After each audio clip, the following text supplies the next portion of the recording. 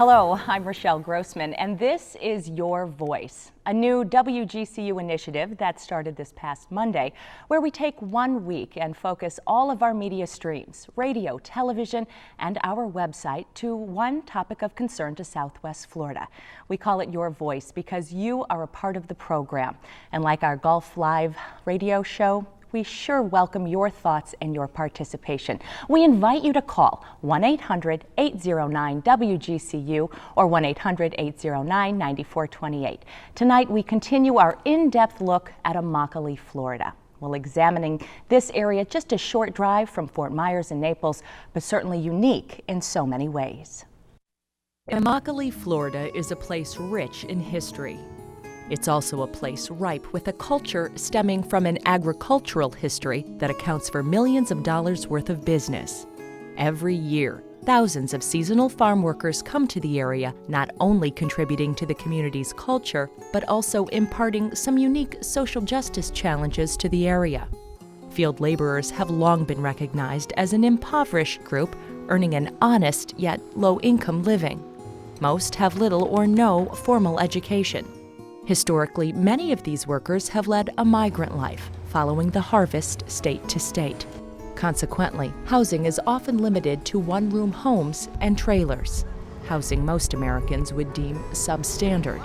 Further complicating the issue is the fact that many foreign-born farmhands come to Immokalee undocumented and without INS or Immigration and Naturalization Service authorization. Advocacy groups have long lobbied for better conditions for migrant workers who have at times been victims of the worst of human nature. As one Florida prosecutor put it, Florida is ground zero for human trafficking or modern-day slavery.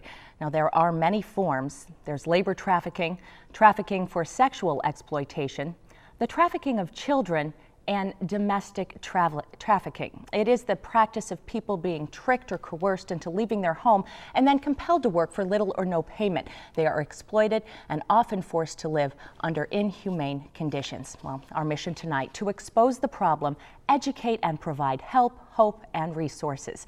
We have assembled a panel of community leaders who help trafficking victims and also bring perpetrators to justice. Please join me in welcoming Chief Assistant U.S. Attorney Doug Malloy, certainly instrumental in prosecuting offenders. Laura Germino is with the Coalition of Immokalee Workers, a community-based organization made up of Latino, Mayan Indian, and Haitian immigrants working throughout the state. Nola Tice wears many hats. She's the Executive Director of the Human Trafficking Awareness Partnership, coordinator of the Lee County Human Trafficking Task Force, and one of the founders of the Esperanza Project at Florida Gulf Coast University, and Gerardo Reyes. He is also with the Coalition of Immokalee Workers, a man who's lived among trafficking victims. Gerardo is now an advocate for people who work in the fields. And Gerardo, I'd like to start with you because I think for so many people watching tonight, they find it shocking to know that hidden behind closed doors or in agricultural fields that forced labor truly does exist here. Talk to us about it. Yeah, it is really shocking, and it is something that's been going on for a long time. Agricultural industry, it's been taking advantage of the workers, the labor force. In my case, I was working in the fields in Immokalee, and I met some of my friends now, and they were victims in one of the cases that the coalition was working with, one of the first cases. They were forced to live in a single rundown trailer, 28 workers inside, locked inside, and mistreated. They didn't receive payment, and when they were able to escape and tell the story to the authorities and to the coalition of Immokalee workers, the bosses were looking for them, and one of my friends was going to be run over by one of the bosses who said, "You owe me money, you are my property," basically. And this is just one example of one of the cases. There's been 7 cases until now. The last case involved workers who were chained inside U-Haul trucks. It happened in Immokalee. And it's just a extreme abuse that continues to exist because the normal conditions are really backwards within the agricultural industry. Doug, over the last 10 years, you've been involved in the prosecution of at least 20 cases in which people were convicted of crimes involving human beings. Now, as Gerardo mentioned, we do have some video of the most recent case that you were involved with, Doug. A federal jury found 2 farm bosses, Cesar and Giovanni Navarrete, guilty of human trafficking. They are currently serving 12 years for keeping more than a dozen men locked in a truck. The indictment showed that the men were forced to pay $20 a week to sleep in the truck, even had to use a corner of it for a bathroom. Doug, talk to me a little bit about how this particular case came to light. Well, these particular cases, not just the Navarrete case, but other cases come to light through different non-government organizations like the Coalition of Immokalee Workers, the different religious groups. These are people that people are in that situation trust. And so they will come to them, and those are the reporting agencies to us, to law enforcement. Now, once a slavery case investigation is initiated, not only do we bring in people from the Department of Justice, who really spearheaded the Navarrete prosecution, but also we make as part of the prosecution team these non-government organizations. That's very unique in terms of combating any type of crime, is to include people outside the law enforcement community as part of that prosecution team. So you have citizens actually, playing a role. A very important role. That's exactly right. A very important role because they understand the victim better than people often in law enforcement do. And so they're able to communicate to me what the victim's needs and concerns are. And I'm able to work with those people in the non-government organizations to show the victims what's going to happen. How do you testify? What things go on in the courtroom? And so their role is not just important, it's vital. How prevalent is the problem here? Well, the problem is really worldwide. One of the reasons we have so many cases in Southwest Florida is because we have a heightened community awareness. Groups like Zonta, religious groups, again, the coalition, but different groups have come together and have a heightened community awareness so that they recognize the problem. And there's a lot of education and training that we do. Southwest Florida is actually used as an example throughout the country to show what a heightened awareness can be. We do have some sobering statistics we'd like to share with the viewers. Florida ranks among the top states in the number of people being trafficked. And according to the CIA worldwide, there are as many as 800,000 human trafficking cases taking place at any one time. Now in the United States, that number is 15 to 17,000. Nola, I know you two work closely with Doug, helping to identify the victims and really helping the community become more aware of the problem. I think it's probably more accurate to say that the community does the work. Really? What we do is educate the community so that they can do it. They're the ones who are finding the victims because they become sensitized to the issues. We're extremely lucky in Lee County and Collier County to have trained police who can, when you call and leave a message and say, I don't know for sure, they don't ignore you. They say, tell me what you know. And that's all your job is to recognize a sign, to understand that you're not supposed to be rescuing victims. What you can do is tell the authorities so that they can do something. And fortunately, our authorities are trained. And we mentioned the different types of trafficking. We had briefly mentioned a little bit labor trafficking or trafficking in the agricultural fields, but child sex trafficking and the trafficking of U.S. citizens also happens. Tell us your experience with that. Well, the cases that we've had here and in other parts of the country have shown that domestic minor sex trafficking, which is a term that's used more and more today, involves our own children and our own grandchildren. I think most people have had the experience of a young, sweet little girl who turns 12 and suddenly seems to become something else, not the child you knew. That doesn't happen all by herself. She's influenced by other people. She's influenced by messages that she's receiving, and if those messages are coming from someone who's looking for a victim, who can manipulate that child into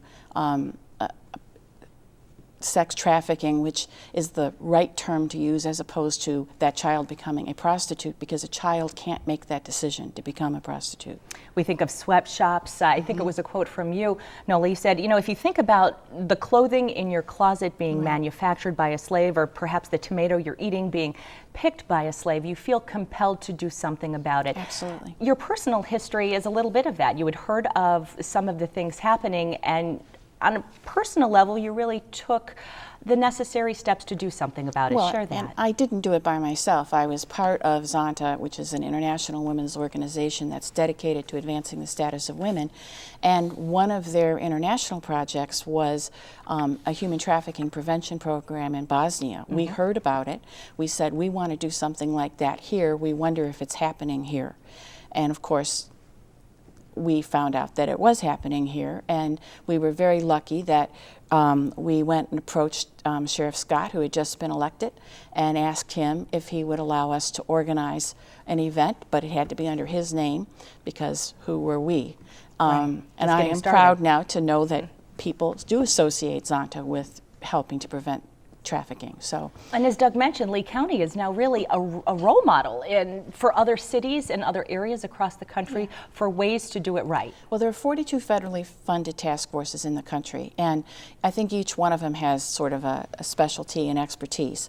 But our group is known for its community involvement, and it's amazing to me, because I've been involved from the beginning with the task force, how important individuals who become in terms of providing services and educating other people, and how crucial their role is. A partner with law enforcement. Absolutely, really. Absolutely. And it really is about trust. You know, one of the things that the victim advocates are able to do is trust the people that are trained to work these cases.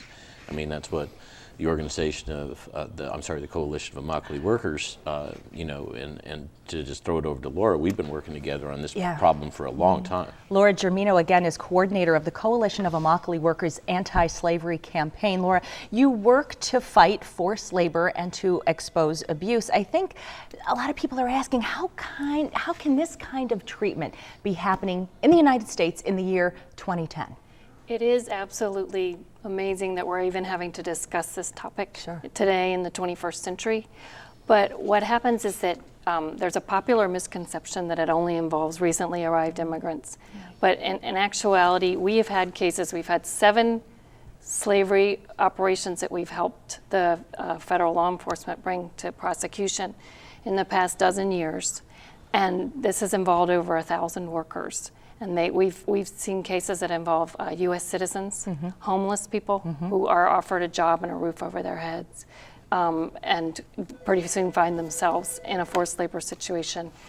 We've seen guest workers who are here on visas, but whose employer takes the visa, and then it turns into a situation where you end up having an employer control your work, housing, transportation, communication with the outside world, you know, no visitors.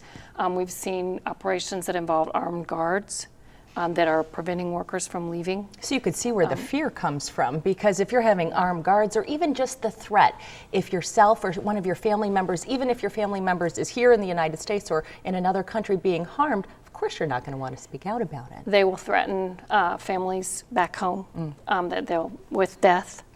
There have been beatings, pistol whippings, shootings, all to prevent people from leaving or teach other workers a lesson. If you try and leave before you've paid this debt, and the debt is, of course, one that is mounting, and because you earn little or no pay, and you have these bogus charges for food or rent or transport. To use the restroom, for example. Like we were talking about case, before. They charge like $50 to use the hose in the back of the house as a shower. Which is just horrific. And you got to understand, a lot of these folks, you know, no one really knows where they are. Sometimes they came into the country illegally. Sometimes, as Laura points out, they were homeless, and they have little recourse. And that threat that you mentioned, not just the threat, but not just the force, but the threats of force, are very effective, because these are people that are displaced. And because this is your voice, and because for this topic in particular, we want the viewers to become aware of the topic, there are indicators, warning signs, if you will, that people can look out for in people they may just run across in wherever they are in their day-to-day life. And we have a nice graphic we've put up. If you perhaps think that somebody is being trafficked, these are the warning signs. Oftentimes the victim avoids eye contact. Perhaps they seem depressed, anxious, submissive, or nervous. The victim shows signs of physical, emotional, or sexual abuse. The victim often doesn't leave his or her place of employment or leaves during odd hours. Their boss oftentimes holds or invests their money for them. Victims have few possessions and oftentimes aren't even allowed to speak for themselves. Laura, in addition to the work you do, I know the CIW is a founding member of the Freedom Network USA. It really is this national network that empowers victims. Talk to us a little bit about that. Well, we are founding members of the Freedom Network, which started back when in the early 90s. We've been working on these cases since the early 90s in Florida, and there was also non-governmental organizations, NGOs, in Los Angeles, New York, and other areas who are working on cases involving Thai workers in the garment industry in California or Chinese workers in sweatshops in New York. And we realized that this was a problem that needed national coordination. Okay. And so we formed that network. I wanted to add that, you know, in terms of the average citizen, because the average citizen is really troubled. They don't want to at all participate in forced labor in any way, right? This goes across the spectrum. You know, we work with everybody from archbishops to FBI agents to youth activists, very different points of view that they can have, and everybody wants for this issue to end, you know, now, this abuse. And whereas people can look out for workers that they believe may be held against their will, like you're saying, these indicators, there's other ways to participate. As consumers, you know, we have a campaign where workers and consumers are working together to ask buyers of produce, corporate buyers, who have a lot of market power in the workplace, to ensure that this particular abuse no longer occurs in their supply chains. And we can go into that more later. But Sure, and it's a great way for viewers to take part in finding a solution to the problem. Gerardo, the CIW began with a small group of workers meeting in, you know, a local church, really just to talk about ways to better their lives. The movement really has grown into something that's quite substantial these days. It has. At the beginning, there were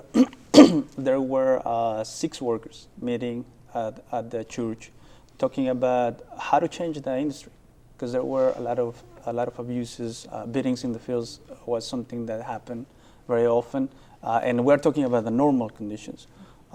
Checks being taken away from you, from your boss, and in general, a lack of respect. Sure, that's for what you it as a boils down worker. to, sure. Your dignity was always stepped on by the companies, by the crew leaders. So.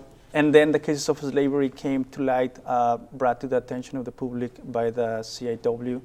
And that's how the coalition started to organize, to eliminate what the norm is in the day-by-day basis, which gives place to the slavery to flourish, to exist. Because the norm right now, it's a shame. If you go to work, as a farm worker, you receive treatment as if you were just a tool, a piece of equipment in a farm. You are not viewed as part of the industry. And then the wages have been stagnant for how long? Like 3 decades now.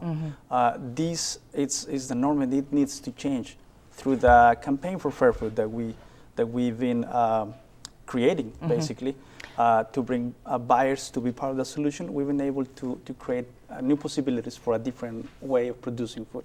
All right, and Gerardo, and because this is your voice, we do want to welcome you once again to pick up the phone if you have a comment or a question regarding this topic. Again, the number to call is 1-800-809-WGCU or 809-9428. Louis from Naples wants to know, and Laura, you might be good to answer this question. What specifically distinguishes slavery, like we're calling it here in 2010, from the slavery most Americans are used to hearing about, the ones in history books centuries ago? Well, I'd like to talk a little bit about it, and then I think probably Doug has something to say.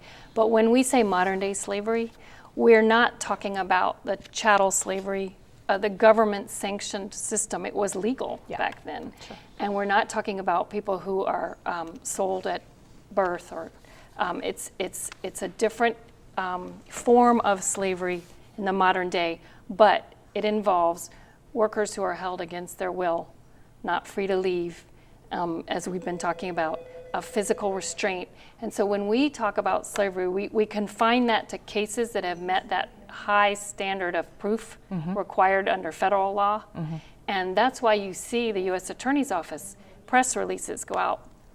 Slavery, 3 Florida employers charged on slavery charges. And that is because the term human trafficking itself is confusing. And I wanted to let Doug speak to that. Doug, can you define it as legal terms? And when we're talking about slavery, the real difference is, as we pointed out, is these are people from Mexico enslaving Mexicans. These are Americans enslaving Americans. You know, that's one of the different twists on it. And one of the reasons that slavery is such a cynical crime is that the people that are recruited in their home countries, those people who recruit them for the slavers know exactly what's going to happen to the slaves once they get here. Now, I don't use the term human trafficking because people traffic in drugs, people traffic in arms. Slavery is, it separates it from the real human element. And you know, slavery is an ugly word because it's an ugly crime, and that's the one we use. Well, you mentioned drugs and guns, and unfortunately, human trafficking ranks among the top 3 most profitable crimes in the world, of course, along with guns and drug trafficking. According to StopHumanTrafficking.org, Florida is the 2nd largest hub of human trafficking in the United States. Now, the State Department's Trafficking in Persons report and UN documents show that worldwide, 80% of the victims are female and 50% are children. Now, it is estimated that half of all runaways or missing children may be trafficked. And of course, because this is your voice, we wanted to take our cameras to the streets to see how many of you are actually aware of the problem. I heard about that on the news the other day with the little kids and the working. Yeah, that's ridiculous. Yeah, I've heard of human trafficking, and I learned about it in humanities, but I don't remember it. So do you know what it is? I think it has to do something with people in third world countries or something like that. You read about it all the time, and you know that these third world countries coerce people into doing things like that. And when they come to the United States, they cross the borders, they don't have a lot of chances. A lot of times they pay money, the Chinese pay money to get to the United States. It's indentured servitude, it's slavery. That's probably hard for somebody to comprehend, but I feel that it could happen a mile away and we don't even know it. So it can happen everywhere. I don't know if it does or not. I haven't seen it. I don't think it does. Where they bring people here from other countries and slave them out. Because people get kidnapped all the time and sold for unpleasant things overseas and sometimes here in this country. I have heard of it, and I think it's terribly wrong.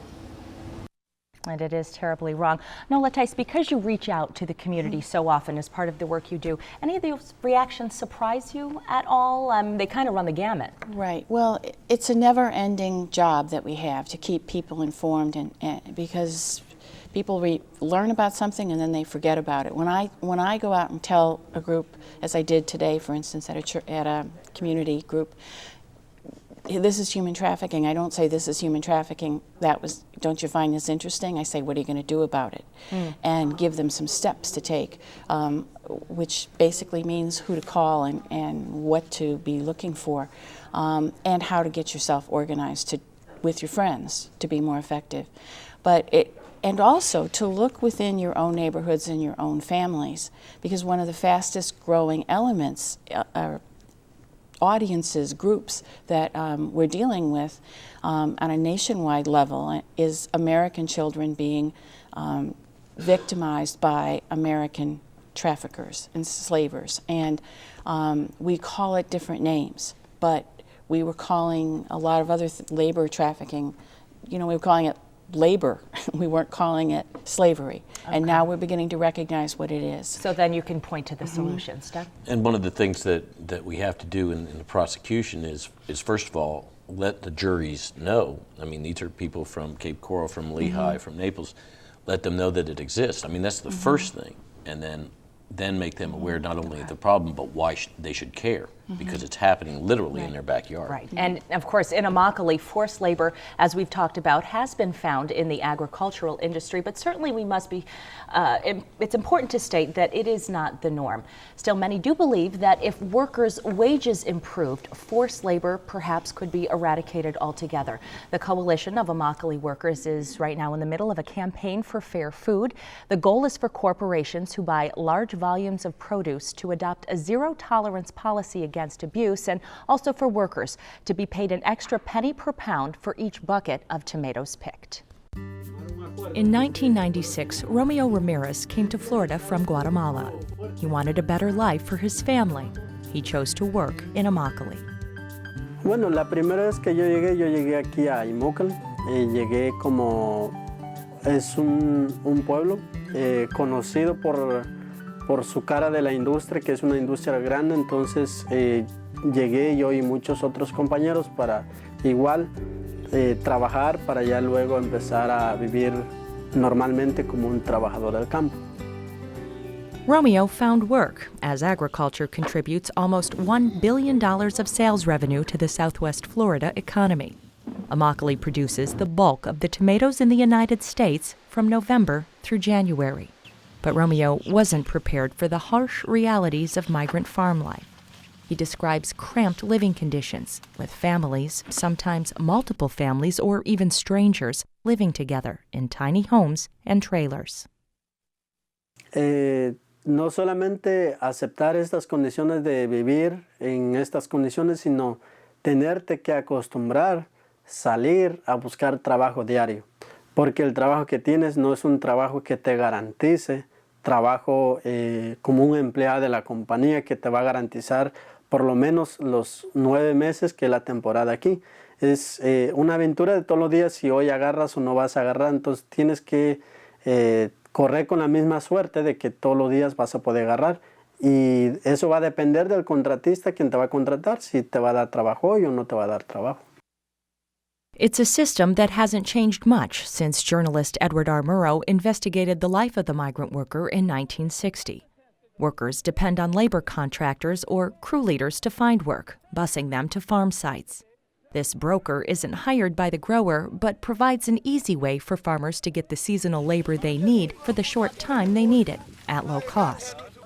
For workers, this system extends periods of labor, enabling them to work at other farms once a particular region has been exhausted. Romeo says depressed wages for farm work make it hard to accomplish what he came to Immokalee to do: send money home to family. Entonces, cuando te enfrentas a este trabajo, el trabajo va a ser la pizca de tomate. ¿Qué pasa cuando tú trabajas en el tomate? Tener que, ahora sí, acostumbrarte a recibir un precio de la cubeta que es 40 y 45 centavos, que no alcanza para el sustento de una persona, ya sea individual o para una familia. Romeo is one of 4,000 members of the Coalition of Immokalee Workers, a community organization made up of Latino, Mayan Indian, and Haitian immigrant farm workers. The CIW works to improve conditions for laborers and to bring an end to any workplace violations that at their worst include indentured servitude or forced slavery in the fields committed by some corrupt labor contractors. Together with Interfaith Action, a student alliance, the CIW has launched the Campaign for Fair Food, demanding a wage increase of a penny per pound for tomato pickers. They are also pushing for businesses to accept a code of conduct to discourage any worker abuse. The rate that most tomato pickers receive is just 40 to 50 cents for every 32-pound bucket of tomatoes. And back in 1978, workers also earned 40 cents per bucket. And so if you think about inflation back in 1978, 40 cents went a whole lot farther than it does today. Brigida says the campaign focuses attention on large producers of tomatoes, retail companies who buy them in bulk. The CIW is organizing public demonstrations in an effort to put pressure on retailers. This vigil was aimed at the public supermarket chain. And so the idea of the Campaign for Fair Food is that the large buyers, who are really the ones who are benefiting from the farm workers' poverty, should rectify that by paying an additional penny more per pound that would go directly to improve farm workers' wages. A spokesperson with Publix says the supermarket chain doesn't want to become involved in a labor dispute that should be settled between workers and growers, and that they don't set the market value nor determine the price of tomatoes. Economist Dr. Fritz Roca with the Southwest Florida Research and Education Center located in Immokalee also has some concerns about the impact the campaign could have on agribusiness. My concern is that many of these agreements have been agreed to simply to avert or avoid negative PR. It's pretty ugly, it's pretty unpleasant to see a bunch of protesters outside your restaurants claiming that you abuse or facilitate or enhance farm worker abuse. So it becomes a very easy business decision to say, well, okay, we'll just pay the penny a pound and we can then claim a little good PR on that front. But over time, if there's no sustaining economic reason to keep that agreement going, then these companies are going to be looking elsewhere to buy their tomatoes. And ultimately, the farm workers that are being employed in South Florida are not going to see the benefit. The CIW has announced a three-way agreement between themselves, Compass, and East Coast growers for improved conditions. Compass, one of the largest food service companies in the nation, agreed to pay the extra penny per pound. And it's really is exciting news, and part of the reason it's so exciting is because for the past 2 years, the Florida Tomato Growers Exchange, which is a lobby group for the tomato industry, has essentially halted the passage of the penny per pound from the companies to the workers through threats of a fine if the tomato growers would pass that on. Jordan Buckley of Interfaith Action says the campaign is seeing some change in the industry. Right now we have McDonald's, Burger King, Subway, Whole Foods, Taco Bell, Pizza Hut, KFC, Long John Silver's. All of them have signed agreements with the Coalition of Immokalee Workers with an agreement that ensures that workers are paid a fair wage, and also that there's a code of conduct which would ensure that if any sort of severe labor abuses take place, there would be a market consequence for those growers guilty of those abuses.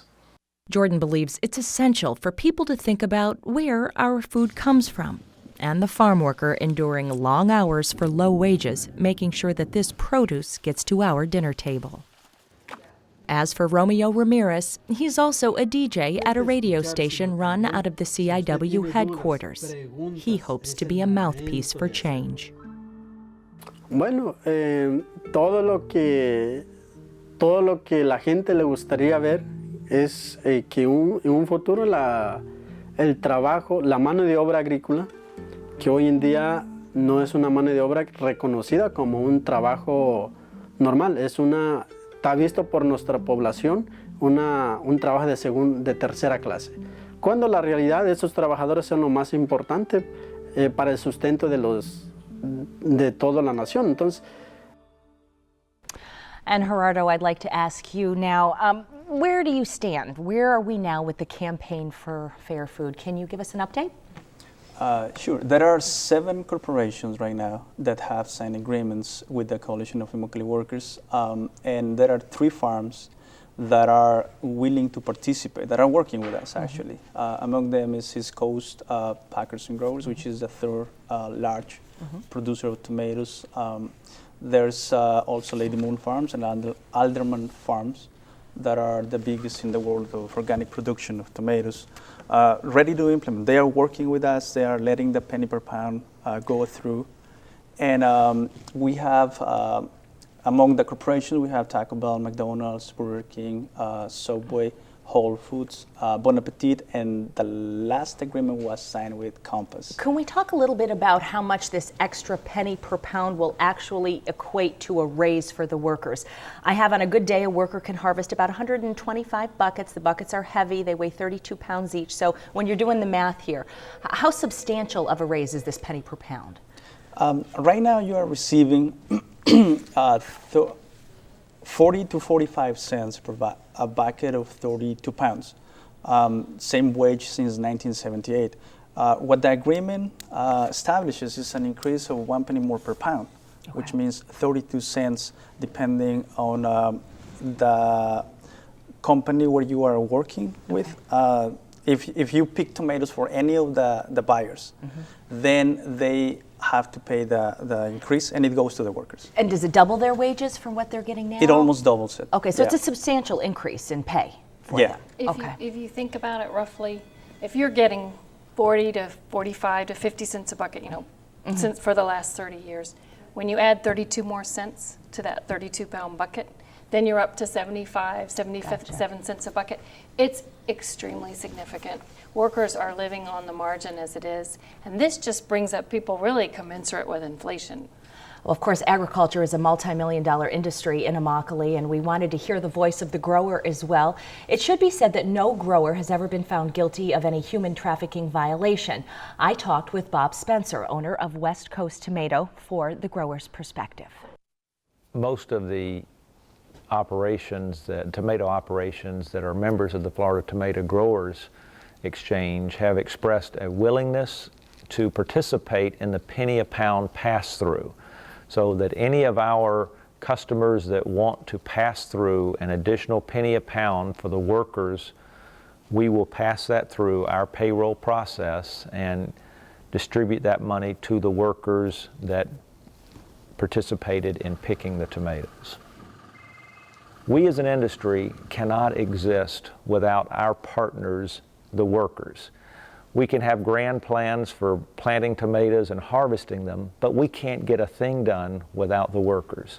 So it makes no sense to take advantage of your partner. We can't succeed, we can't make money, we can't feed the country without the harvesters and without the people who plant the crops and prepare the fields. So they come here, they come from very tough conditions in other countries, and they come here to work to help their families back home. We owe it to them to treat them in a civilized manner. And if we ever become aware of any trafficking of any sort, we get involved in stopping it and reporting it. And it's just not right, and we won't condone it or tolerate it at all. Do you feel the workers are being paid a fair wage? We do. The average of our industry in recent reports has shown $12.50 an hour for 25 to 35 hours of work a week. Now that is a lot to pay for an uneducated workforce, and I don't mean to say that in a derogatory manner, but these people offer a skill. We pay what we feel is a fair wage. In fact, that wage, if you look at it, is much higher than many retail establishments pay their employees that serve our tomatoes. And Mr. Spencer also points to the many social programs that growers take part in that help migrant workers and their families, and that the tomato industry in general is really facing challenges that threaten its livelihood, namely competition from Mexico. This is a good time now to check in with our viewers. Several calls have come in. Doug, I want to take the time to ask you this question. It's from Stuart in Naples. He just wants to know, why are we talking about this? If officials were doing their job, this wouldn't be happening in the United States. Well, see, that's the whole point. Slavery and in the United States today shouldn't be in the same sentence. Once people cross our borders, we have a responsibility as to what happens to them. And we can't ignore a problem that's really important. It's the same thing as saying if an illegal person murders another illegal person, maybe we shouldn't do anything about that. The really important thing here is slavery exists, and we have to bring all law enforcement agencies to bear on this problem, because it's our problem. Mm-hmm. It's our problem, meaning that it's an American problem. A crime is a crime. Also now, Barbara from Fort Myers wants to know, why are we protecting illegals and why are they not being sent back immediately? Anybody on the panel want to take that question? The great thing about the law enforcement shift, and it's helped by the agencies, is we don't see illegals as a problem. We have to see them as people. And that's a shift that law enforcement has made.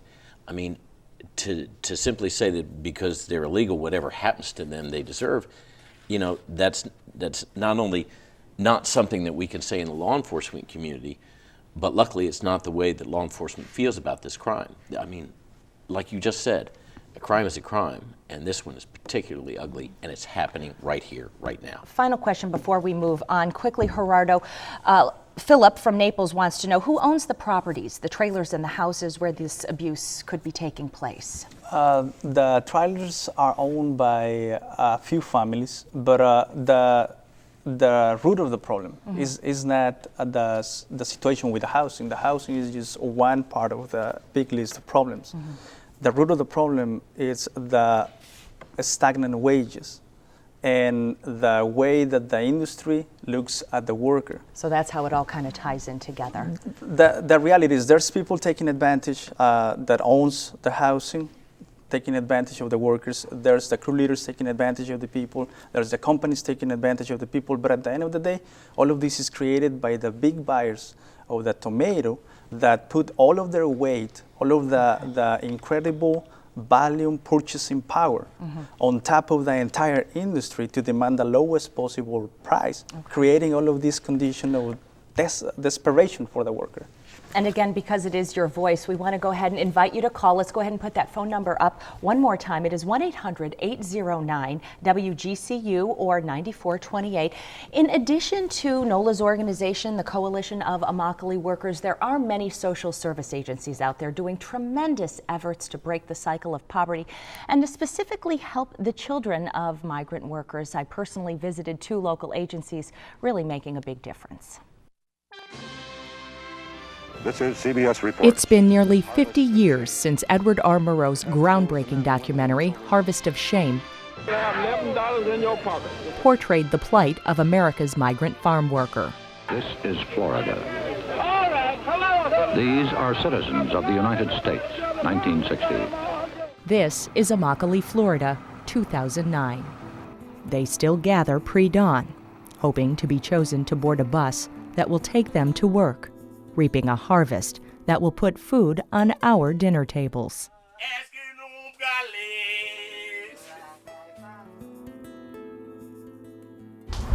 Hello, Hilda. ¿Cómo estás? Buenas. Hilda Flora Perez is a worker from Guatemala. She shares this home with her sister and her sister's family.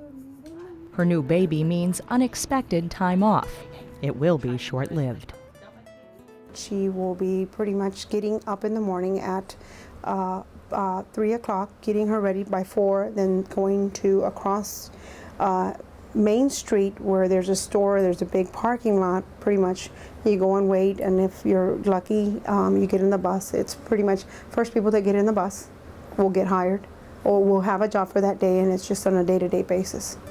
¿Este es el salón de usted? Sí. This is her room. Nora Curiel works for RCMA, or the Redlands Christian Migrant Association, a nonprofit organization creating opportunities for migrant and rural children, like Hilda's daughter, Dina Mar. What I do is pretty much empower our families to get ahead in life. We get really involved socially with the families as far as we know, from where they came from to how they are today.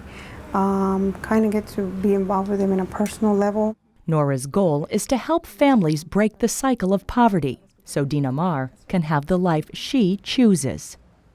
It helps break the cycle by pretty much giving them the education, giving them the empowerment, the trust that they have, that they know that if I feel like crying today, I know that I can always go to RCMA and just have somebody hear me. The daughter of migrants, Nora knows firsthand the struggles. 65% of migrant children who enter kindergarten drop out before they graduate. More than half live well below the poverty line. Many houses still don't have running water, and one room sleeps many.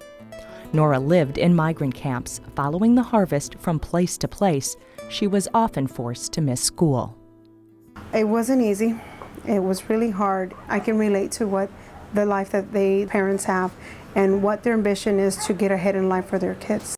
In many ways, not much has changed, but in many ways, much is different. This is RCMA's Early Learning Center at nap time. Children are cared for, educated.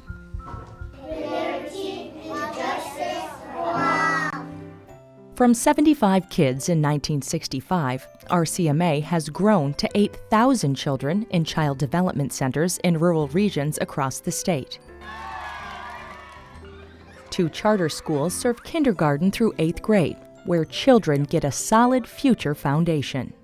We're the parent that's not there because parents are working. So we do all the things, the stimulation, the language exposure, the toys, the variety of things. Maria Jimenez is the director of the Immokalee Community School.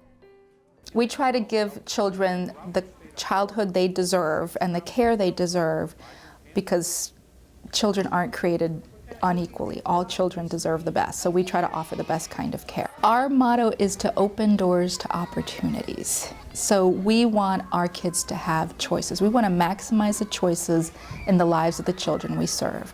If they choose to work in farm work, that it's a choice, not the only alternative. The charter school is a place where it's okay to be poor, okay to live in a cramped trailer. These are the homes directly across from the school. Being poor means sometimes only having food, water, and shelter. I often tell people that the folks in Immokalee are at the bottom of Maslow's hierarchy of needs. They are really just struggling for food, water, shelter. The majority of the families and people who live here are just trying to keep a roof over their heads and their families fed. That if that can be accomplished, then the day's work was worth it. And like the RCMA, the Guadalupe Center believes the best way to break the cycle of poverty is through education. Here, the children learn so much more than just their ABCs. Good morning, Katie. Every day, children are greeted with a friendly face. Daycare and preschool programs are just some of the many that promote self-sufficiency and social change. In 1982, the Guadalupe Center first opened its doors as a soup kitchen. The center still provides hot meals for hundreds every day. For some, this will be their only meal. That's a blessing from the Lord, because everybody don't have this to go to. Everybody don't have a place to go eat in their town. Sometimes do, sometimes don't, and it's a blessing. Nourishing the body and sustaining so many families, more than 50,000 people a year. The goal of the soup kitchen is to provide residents who don't have the means, for cooking at home or the finances to purchase food, a hot meal during the course of the day. And we also have bread and baked goods that have been donated by some of the large grocery chains that they're able to take home with them. Terry Aviles is Guadalupe's Client Services Director. Also the daughter of migrants, she remembers what it's like to feel hungry. There was times that we didn't have food in the refrigerator, and my sister and I, we fought over food. And so that's, when I think about it now, it's sad. But at the time, that was our way of life, so we didn't know any better. More than a meal, the Guadalupe Center also has a shower and clothing program. It's a very basic need that so many people take for granted, that they can, run in and take a shower, change their clothes. And for a lot of residents in Immokalee, they don't have that luxury. The center is also home to Southwest Florida's largest Thanksgiving dinner, providing a hot meal to about 4,000 who start lining up at daybreak. A back-to-school shoe program, made possible through community donations, kicks off the school year. For older kids, a high school tutor program helps reinforce the center's academic foundation. Students like Juanita Meza earn money mentoring younger children. In turn, Juanita received scholarship money and after earning a college degree, returned to Guadalupe to work. Her cycle of poverty is broken. And I try to encourage the younger people that are within my community to, go for such a program, because you benefit so much from it. And they really, really need this help. So that's where we came in, and we helped them with whatever, I guess, give them more confidence in what they're doing. I realize that it is very, very important to reach those children first, because in the end, they're the ones that are going to grow up, and they're the ones that have the potential of breaking that cycle. So now, looking back, I think to myself, boy, that is the key. That is the key to breaking the cycle of poverty. It really is. Both the Guadalupe Center and RCMA rely mostly on community donations, but the need remains great. Poverty is hard on kids. It certainly limits your access to health care. It limits your access to certain nutrition. It limits your access to recreation and leisure. You know, our kids don't have summer vacations. Our kids don't have piano lessons. Our kids don't go to soccer practice. We need people in the fields to work. We need agriculture. Don't get me wrong. That's what they used to say. We need that. But you choose the life. You want that kind of life, or you want a better life for yourself and your future kids. It's all about choice. It's about choice.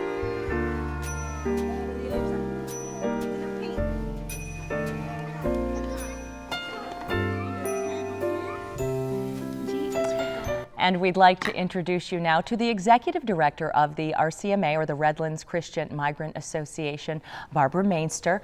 Barbara, your organization has been looking for solutions for nearly a half century. Talk to us about what you see now kind of for the future. Take us a step beyond. Well, what I see for the future, what I hope for the future as an enormous optimist, is a good immigration reform bill, so that the families that we serve can come out of the shadows, stop worrying about being picked up by the immigration authorities, know that their children will be able to go to college, know that they'll be able to buy homes, and proceed with the American dream the same way my parents were able to do when they came here from Germany, because they were allowed to do that. And if we could pass an immigration bill, that's my big dream. That's what the families that we work for want more than anything else. Have you seen change in the 50 years that your organization has been around? I mean, certainly migrant labor has been around for that long, but has there been a change in the fields? I think there has been a change. There are less families coming here to work than there are singles, and it is the single men and the people who come here without a family support system, frankly, that suffer the greatest abuses. The families, when they come to work, usually come with other family members, a large group, sure, and there's that family support system. That's been a change. I've seen that going down. Certainly citrus is almost all harvested now by single men. Okay. We want to pass along some phone numbers too. Of course, the RCMA does a lot to help. Their phone number is 1-800-282-6540. You can get them online at rcma.org. Also, the Guadalupe Center, who provides services, that number is 658-1999. You can reach them online at guadalupecenter.net. We have a couple of comments that I would like to air. Ron from Naples says, "Thank you for airing this show. I can't imagine people who have to fight so hard for 1 penny extra per pound. I will support them in any way I can." And Barbara, this would be a good question from Barbara from Naples. She wants to know what is happening as far as people getting better housing and families getting better housing. Well, that's another interesting one, and I don't want to sound like a Johnny One Note.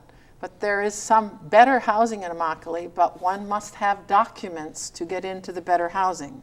So Farm Worker Village, which is USDA, built by the United States Department of Agriculture, if you don't have documents, you don't get to live there. So there are some wonderful collaborations with the Immokalee Nonprofit Housing and the, oh boy, I'll get in trouble if I get the name wrong, but with the other housing groups that are working together, Rick Heers and his iHope.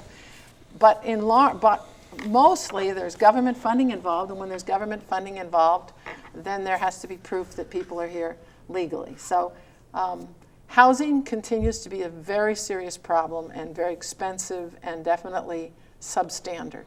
Okay. And when our kids live in a house, you know, we say, put your kid in a room and make sure he does his homework. They don't have a room. Everybody's They're in the all room. together in the Right. same room. And if you're sharing a trailer with 3 people who are not even related to you, where does your kid go to read out loud to dad at night? You know, housing is a critical issue. Jean from Gateway wants to know, and I think Nola, you'd be good to answer this question, what is the difference between smuggling and human trafficking? Smuggling is a crime against the country, and trafficking is a crime against an individual. Smuggling is a business deal where you arrange to be transported over a border for a certain amount of money, and when you get there, you pay the money, you shake hands, and you're done. Trafficking, on the other hand, may begin as smuggling, where you think you've made a deal because you're desperate to go over a border. But it turns into trafficking when the person is abused, when the situation becomes one of being unable to leave the auspices of that trafficker, and when you realize that there's no way out, you just can't get out of that situation. Jan from Cape Coral wants to know, Doug, does labor trafficking only involve farm work? Are you involved in any cases with labor trafficking outside of agriculture? Well, yes, there are really three different types of prosecutions that we've done in Southwest Florida. First is the indentured servitude that's in the field. Second, the sexual slavery that we found rings that run from Orlando to Tampa down to Bonita and Naples.